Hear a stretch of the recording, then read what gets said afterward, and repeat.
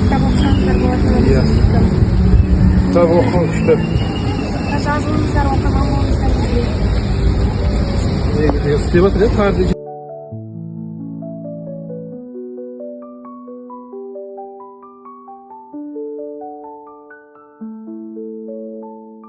Демалыста барып оқуға болады.